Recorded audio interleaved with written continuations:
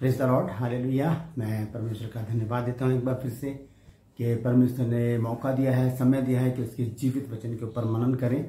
और आज एक बहुत ही गंभीर मुद्दा है मेरे पास, उस पर मैं बातचीत करना चाहता हूँ। और वचन से भी हम जानेंगे कि परमेश्वर का वचन इस विषय में क्या बताता है। हालेलुया। तो बने रहिएगा मेरे साथ। मैं आपका दोस्त पास्टर राज मैसी आपसे मुखातिब हूँ और आप देख रहे हैं मेरा यूट्यूब चैनल ब्रदर राज मैसी। मैं आपसे गुजारिश करूंगा कि आप मेरे इस चैनल को सब्सक्राइब करें, लाइक करें, शेयर करें और मेरी वीडियो को आगे तक पहुंचाएं, ताकि बहुत से लोग उन सारी बातों को जान सके जो बाइबल हमें बताती है। और कमेंट सेक्शन में जाकर मुझे बताइए कि आपको मेरा प्रयास कैसा लगता है। हालेलुया। मेरी हौसला अफजाई कीजिए, मुझे आगे बढ़ने में मदद सहायता कीजिए, ताकि परमेश्वर के वचन को बहुत आगे तक पहुंचाया जा सके। Praise the Lord. सबको जय मसीह की एक बार फिर से। और मैं जो मुद्दा है मैं उसके विषय में बातचीत करना चाहता हूं। समय ज्यादा नहीं लूंगा, जल्दी से मैं शुरू करूंगा। और आज का जो मुद्दा है वो है कि बलात्कार क्यों होते हैं। हालेलुया। और जैसे कि हम देख रहे हैं आजकल एक मुद्दा है जो देश में बहुत बुरी तरह से, बहुत जोर शोर से वायरल हो रहा है, फैल रहा है, और वो है हाथरस की एक लड़की के साथ बलात्कार। मैं उसके विषय में कोई भी बातचीत नहीं करूंगा। मैं उस केस के बारे में, उस घटना के बारे में कोई बातचीत नहीं करूंगा। हम सिर्फ वचन से देखेंगे कि हम इस बात की जड़ में जाएंगे कि क्यों होते हैं बलात्कार, क्यों ऐसे केस होते हैं। हालेलुया। तो आइए छोटी सी प्रार्थना करके हम शुरू करेंगे। जीवित और महान दयालु पिता परमेश्वर, मैं तेरा धन्यवाद, तेरा शुक्र, तेरी तारीफ, तेरी बड़ाई करता हूँ प्रभु, क्योंकि तू इसी योग्य है। धन्यवाद देता हूँ प्रभु आज के सुंदर समय के लिए तूने दिया है। प्रभु जी, मैं अपने आप को तेरे सामर्थ्य हाथों में सौंपता हूँ प्रभु। मेरे होठों को, मेरे दिलो दिमाग को छू कर ब्लेस कर। मेरी आत्मा और मेरा शरीर तेरे ही कब्जे में रहे प्रभु, ताकि बोलने वाला मनुष्य नहीं बल्कि तेरा आत्मा हो। वचन के गूढ़ भेद की बातें हम पे प्रकट कर, ताकि उन बातों को हम जाने, समझें और अपने जीवन को उसी के अनुसार गुजारने का प्रयास करें। धन्यवाद देता हूँ प्रभु, तूने मेरी प्रार्थना को सुन लिया। प्रभु यीशु मसीह के नाम से मांगता हूँ, आमीन। हालेलुया। तो एक बार फिर से मैं आपको बता दूं, मैं आपका दोस्त पास्टर राज मैसी आपसे मुखातिब हूँ और आप देख रहे हैं मेरा यूट्यूब चैनल ब्रदर राज मैसी। हालेलुया। तो हम इस बात को देखना चाहते हैं आज के ऐसी कौन सी वजह है कि बलात्कार के केस ज्यादा बढ़ रहे हैं। और बलात्कार तो शुरू से होते आ रहे हैं। हम तो बाइबल में भी पढ़ते हैं कि जब एक लड़की है जिसके साथ बलात्कार हुआ था, और हम देखते हैं उत्पत्ति की पुस्तक में, तो वहां पर हम जब इस चीज को हम शुरू से ही देखते आ रहे हैं, तो एक चीज हमारे लिए बहुत जानना बहुत जरूरी है कि इसकी जड़ क्या है, इसका कारण क्या है। हालेलुया। तो हम इस बात को देखेंगे आज कि क्या वजह है कि जो पुरुष हैं, जो जेंट्स लोग हैं, वो इस ओर आकर्षित हो जाते हैं। हालेलुया। ये बहुत गंभीर मुद्दा है, क्योंकि बलात्कार एक ऐसी घटना है जिसमें हमारे ही घर में से शिकार भी हो सकता है, शिकारी भी हो सकता है। शिकार भी हो सकता है, शिकारी भी हो सकता है। ध्यान से सुनिए, शिकार कौन हो सकता है? हमारी लड़कियां, शिकार हमारे लड़के, हमारे जेंट्स। तो इस बात पर ध्यान देना बहुत जरूरी है कि हम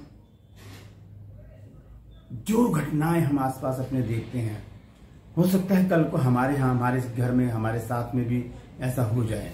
तो बस जरूरी है उसकी जानकारी रखना, उसके लिए सजग रहना, तैयार रहना और ऐसी बातों को अपने से दूर रखना। तो ये एक चीज और मैं आपको बता दूं कि इन सारी चीजों की जो जड़ है वो है हमारा दिमाग, हमारा माइंड। हम दिमाग से जब बिल्कुल ही बदल हो जाते हैं, जब हमारा दिमाग बहुत ज्यादा चलने लगता है या बहुत ज्यादा कम हो जाता है, या हमारा दिमाग ज्यादा दौड़ने लगता है, या हम ज्यादा अपने आप को कुछ समझने लगते हैं या अपने आप को कुछ भी नहीं समझते, तो ऐसी परिस्थिति में हम ऐसी घटना कर जाते हैं जो एक अचंभित घटना होती है, जिससे कि लोग ये सोचते हैं कि ये क्या कर दिया। तो सबसे बड़ी चीज क्या है? हमारा ये जो दिमाग है, हमारा मन, हमारा जो माइंड है, हमें इसको कंट्रोल में करना बहुत जरूरी है। हम देखते हैं नीति वचन 4 अध्याय और इसके 23 पद में सुलेमान ने इसी विषय में लिखा है कि सबसे अधिक अपने मन की रक्षा कर, क्योंकि जीवन का मूल स्रोत यही है। सबसे अधिक अपने मन की रक्षा करनी है हमको, इसकी रक्षा, क्योंकि सब कुछ यहीं से होता है। हमारे शरीर में जो बीमारियां हैं, मेडिकल लाइन में बताया जाता है कि ये सारी शरीर की जो बीमारियां हैं वो दिमाग से ही होती हैं। इस माइंड से, इस विचारों से, मन से ही सारी बीमारियां होती है। ये जड़ है। ये यहाँ पर लिखा है, सबसे अधिक अपने मन की रक्षा कर, क्योंकि जीवन का मूल स्रोत यही है। ये जड़ है, ये एक बेस है हमारा, और यहीं से सब कुछ होता है। और बलात्कार की घटनाएं भी यहीं पर ही जन्म लेती हैं। उसके कुछ कारण हैं, मैं आपको बताना चाहता हूं।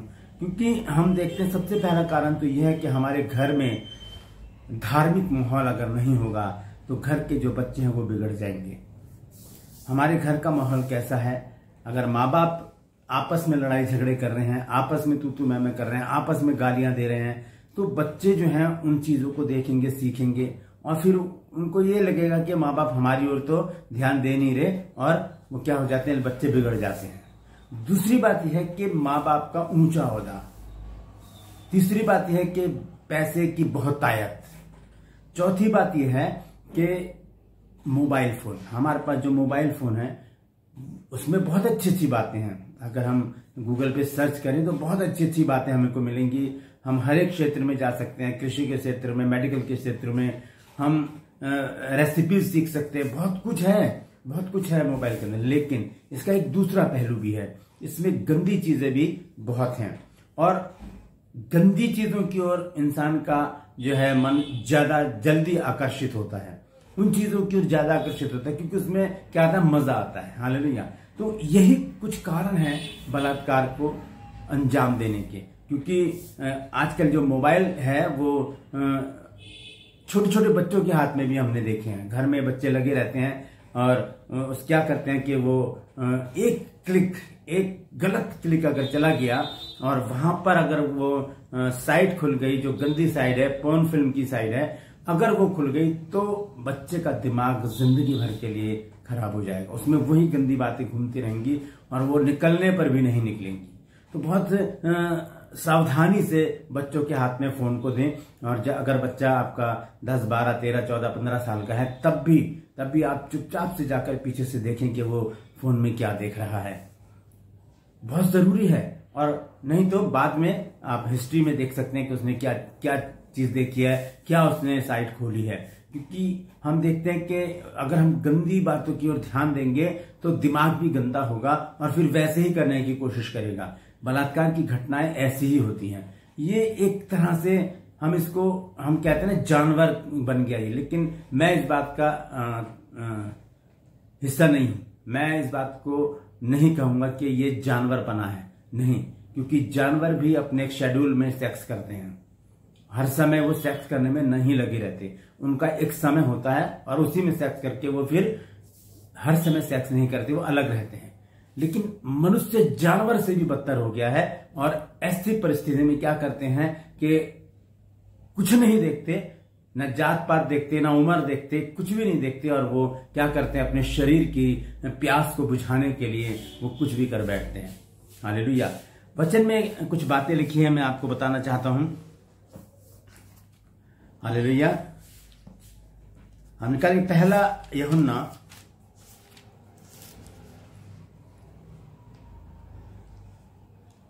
हालेलुया।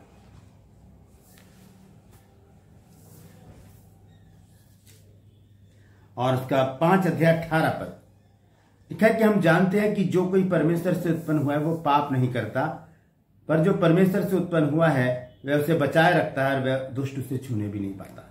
ये सारी शैतान की चाल है। शैतान के पास 4 प्रकार के हथियार है दोस्तों। एक हथियार है उसके पास पैसा, एक हथियार है उसके पास क्रोध, एक हथियार है उसके पास घमंड, और एक हथियार है उसके पास व्यभिचार। ये चारों हथियार शैतान मनुष्य के ऊपर यूज करता है, उसके ऊपर अटैक करता है। पैसे क्या लालच क्या होता है, मर्डर होते हैं पैसे के लालच में, जमीन जायदाद के लालच में मर्डर होते हैं। हम बाइबल में देखते हैं हनानिया सफीरा ने पैसे के लालच में क्या किया, अपने जीवन को गवा दिया। हालेलुया। प्रेरितों काम 5 अध्याय में हम पढ़ सकते हैं। तो इसीलिए संत पौलुस ने तीमुथियुस में लिखा है 6 अध्याय के 9 पद में कि पैसे का लालच हर प्रकार की बुराई की जड़ है, जिसे प्राप्त करने का प्रयत्न करते हुए कितनों ने अपने को नाना प्रकार के दुखों से छलनी बना लिया है। हालेलुया। तो ये लालच, पैसे का लालच जो है, ये कौन हमारे मन में डालता है? शैतान। और दूसरी चीज क्या? क्रोध, व्यर्थ का क्रोध हमारे जीवन में आ जाएगा, हम किसी से भी भिड़ जाएंगे और ये नहीं जानते कि अंजाम इसका बुरा होगा। तीसरी चीज क्या? घमंड, किसी भी चीज का घमंड, खूबसूरती का, अपने ओहदे का, अपने एजुकेशन का, ये बेकार के घमंड हमें क्या करते हैं? हमें ले डूबते हैं। और ये कौन लाता है हमारे अंदर? ये भी शैतान लेकर आता है। और चौथी चीज, ये बहुत खतरनाक है, ये है व्यभिचार। व्यभिचार का मतलब होता है गंदे विचारों को अपने अंदर लेकर आना। तो इसके विषय में प्रभु यीशु मसीह ने एक बात हमको बताई है। आइए देखेंगे मत्ती 5 अध्याय में। हालेलुया। 5 अध्याय और उसके 27 पद को मैं पढ़ रहा हूं, ध्यान से सुनिए क्या लिखा है। तुम सुन चुके हो कि कहा गया था कि व्यभिचार न करना, क्योंकि यीशु मसीह यहाँ पर 10 आज्ञाओं का जिक्र कर रहे हैं और 10 आज्ञाओं में एक आज्ञा है कि तू व्यभिचार न करना। हालेलुया। यहाँ लिखा है कि तुम सुन चुके हो कि कहा गया था कि व्यभिचार न करना, परंतु मैं तुमसे कहता हूं कि जो कोई किसी स्त्री पर कुदृष्टि डाले वह अपने मन में उससे व्यभिचार कर चुका। हालेलुया। वो अपने मन में उससे व्यभिचार कर चुका। सिर्फ देखने के लिए ही प्रभु यीशु मसीह ने कहा कि अगर तुमने गलत दृष्टि से देख लिया, उसको सोच लिया उसके मन में कि मैं इसके साथ ऐसा करूं, समझ लो तुमने वो कर लिया। और कर लिया इसका मतलब हम अपराधी हो गए, हम पापी हो गए, हम परमेश्वर से अलग हो गए, हम व्यभिचारी हो गए परमेश्वर की दृष्टि में। इसीलिए सुलेमान कहता है कि सबसे अधिक अपने मन की रक्षा कर, क्योंकि जीवन का मूल स्रोत यही है। तो अगर कोई समस्या है तो उसका निवारण भी बहुत जरूरी है। हालेलुया। हम अपने बच्चों के ऊपर ज्यादा ध्यान दें। अब मैं ये नहीं कहता कि सिर्फ बच्चे ही ऐसा करते हैं, उम्रदार लोग भी ऐसी हरकतें करते हैं। हालेलुया। तो बहुत जरूरी है कि हमारे समाज में जो भी ये गंदगी फैली हुई है, इसे समाप्त करने के लिए, ये समाप्त तो नहीं होगी लेकिन इसे कंट्रोल करने के लिए बहुत जरूरी है कि जो सामाजिक संगठन हैं या घर के जो लोग हैं वो लोग क्या करें, इसके लिए सजग हो जाएं और ऐसे प्रोग्राम टीवी पर या फोन पर, यूट्यूब पर पेश करें जिसे देखकर लोगों के दिमाग साफ सुथरे हो जाएं, उनकी गंदगी हट जाए। हालेलुया। और सबसे बड़ी बात क्या है, मैं बच्चों की बात करूंगा। माता पिता अपने बच्चों पर ध्यान दें और जब अगर फोन उनके हाथ में देते हैं तो ध्यान रखें कि वो फोन को कहां पर यूज कर रहे हैं, क्या देख रहे हैं, ये बहुत जरूरी है। माता पिता बिल्कुल ही ऐसे अपने काम में बिजी ना हो जाएं कि बच्चों को छोड़ दिया, फिर वो क्या हो जाती है, वो बातें परिपक्व होते होते बहुत ज्यादा बढ़ जाती हैं और फिर बच्चे अपराध कर बैठते हैं। हालेलुया। और बड़ों के लिए भी बहुत जरूरी है कि अपने आप पर कंट्रोल करें, क्योंकि अगर हम मसीह में हैं तो हमारे पास आत्मिक फल है। और वो फल क्या है, आइए जल्दी से मैं उसको बता देता हूं, उसके बाद मैं समाप्त करूंगा। गलातियों 5 अध्याय और उसका 22 और 23 पद मैं पढ़ूंगा। पर आत्मा का फल प्रेम, आनंद, मेल, धीरज, कृपा, भलाई, विश्वास, नम्रता और संयम। संयम जो है ये आत्मिक फल है। ये बहुत जरूरी है हमारे पास होना, हमारे अंदर होना, हमारी आत्मा में होना, हमारे शरीर में इस फल का होना बहुत जरूरी है। ये संयम जो है इसे कहते हैं सेल्फ कंट्रोल, अपने आप को कंट्रोल करना। हमारी जो 5 ज्ञानेंद्रियां हैं, हमारी आंख, नाक, मुंह, कान और हमारी ये जो चमड़ी है, स्पर्श, इनके ऊपर काबू कर लेना।